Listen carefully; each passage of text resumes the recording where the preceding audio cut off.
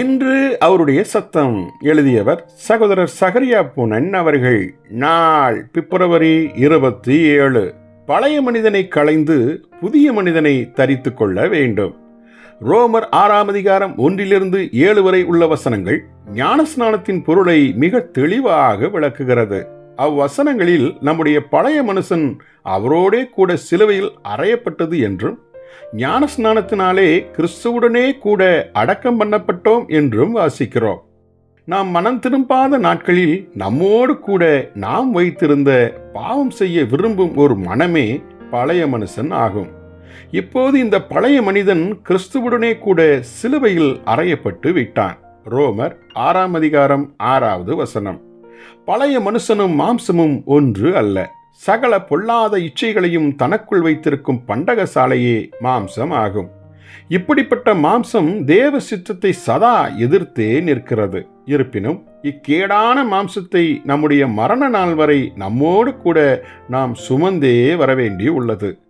நம் வீட்டிற்குள் நுழைய முயலும் ஓர் திருடர்களின் கும்பலுக்கு நம் மாம்சத்தை ஒப்பிடலாம். நம் வீட்டிற்குள் இருக்கும் பழைய மனுஷனை ஓர் உண்மையற்ற வேலைக்காரனுக்கு ஒப்பிடலாம்.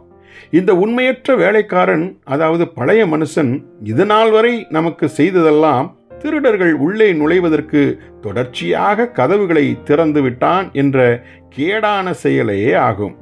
ஆனால் இப்போது ஒரு விந்தையின் நற்செய்தி கேளீர். இத்தீமையான உண்மையற்ற வேலைக்காரன் இப்பொழுது கொல்லப்பட்டு விட்டான்.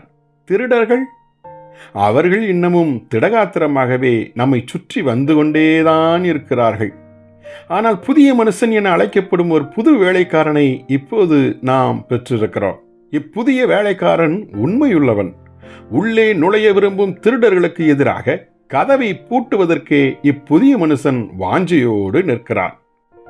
நம் ஞானஸ்நானத்தின் மூலமாக பாவம் செய்ய விரும்பும் பழைய மனுஷனின் மரணத்தையும் அவனுடைய அடக்கத்தையும் சாட்சி பகர்ந்து இப்போது கிறிஸ்துவோடு கூட உயிர்த்தெழுந்து புதிதான ஜீவனுள்ளவர்களாய் நடந்து கொள்ளுவோம் என்றே நாம் கெம்பீரிக்கிறோம்.